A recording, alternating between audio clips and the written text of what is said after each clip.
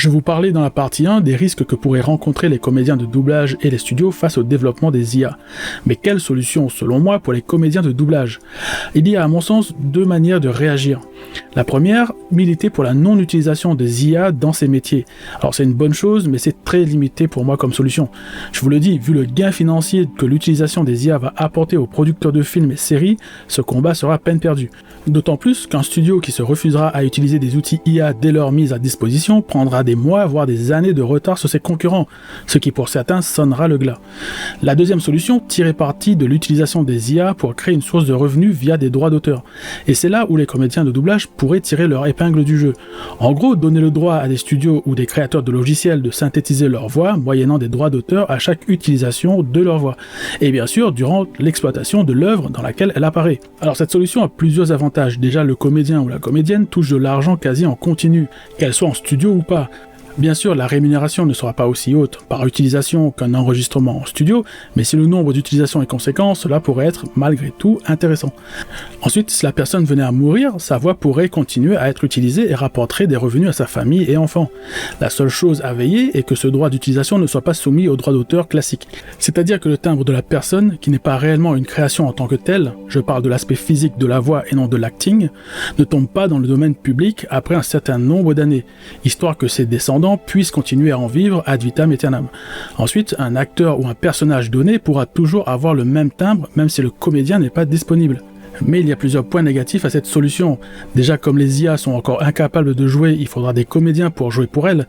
Donc il y aura des comédiens qui doublent des films dont on n'entendra jamais la voix car elle aura été remplacée par celle d'un autre. Ce qui est assez dommage pour débuter sa carrière en tant que comédien. Ensuite, les doubleurs qui refuseront de synthétiser leur voix pourraient disparaître de l'industrie du doublage purement et simplement, car leur voix ne sera plus du tout utilisée et disparaîtra dans l'esprit des gens. Comme le timbre de certains doubleurs est méga connu, ça pousse les gens à vouloir telle ou telle voix connue pour leur film ou leur campagne pub, d'où la story qu'a partagé le doubleur. Mais si du jour au lendemain on venait à ne plus entendre cette voix nulle part, sa célébrité fondrait comme neige au soleil au profit d'autres voix connues, même celles créées de toutes pièces. Car comme une IA peut générer une image à partir de zéro, elle pourrait aussi générer un timbre de voix à partir de zéro.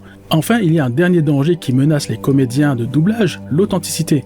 Imaginez-vous aller voir un film où Brad Pitt joue en parlant en français avec sa vraie voix. Si vous comparez la version originale avec celle en français, vous constaterez que l'acting est le même, mais qu'il parle français avec sa vraie voix dans la version française. Un outil appelé Asian existe déjà pour le faire, mais le résultat est encore trop étrange pour passer totalement inaperçu.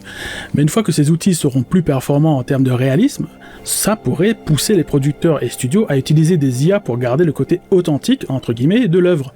Donc garder le jeu et la voix de l'acteur, mais juste changer la langue. Par contre ça, il n'y a pas grand chose à faire malheureusement pour les comédiens. Les studios, eux, pourraient encore fonctionner en faisant ce travail de transcription vers le français, mais les comédiens risquent de ne plus servir à grand chose. Alors pour moi, la solution qu'ils auront sera de créer leur propre film ou série. Ce n'est pas simple pour l'instant, mais d'ici 5 à 10 ans, il est quasi certain pour moi qu'il y aura des outils capables soit de générer des vidéos contrôlées à partir de rien, soit de transformer n'importe quel plan filmé au téléphone mal éclairé et pourri en plan de cinéma professionnel. Et c'est là, je pense, que les comédiens de doublage, qui sont des comédiens avant tout, pourraient continuer à travailler face aux producteurs qui n'ont plus besoin d'eux en les concurrençant sur leur propre terrain. Alors bien sûr, pour concurrencer un gros producteur, ce ne sera pas simple, mais une bonne histoire reste une bonne histoire. Et s'il y a du fric à se faire avec des films d'un collectif de comédiens de doublage, les distributeurs et les salles de cinéma ne se gêneront sûrement pas pour programmer ces longs métrages. Perso, j'ai franchement hâte de voir ce que cette époque nous réservera comme production audiovisuelle. Bien sûr, cette vidéo est une réflexion personnelle d'après ce que je lis et je vois ici et là. Je n'ai pas de boule de cristal et je ne peux pas savoir comment se passeront les choses. Mais une chose est sûre, pour moi, si un outil bien foutu et pas trop cher pour faire du doublage à partir de rien ou à partir de voix synthétisées débarque, il sera adopté à vitesse grand V aux grandes dames des comédiens et sûrement des studios. Merci d'avoir regardé cette vidéo jusqu'à la fin. Est-ce que vous aussi vous pensez que les IA vont chambouler l'industrie du cinéma?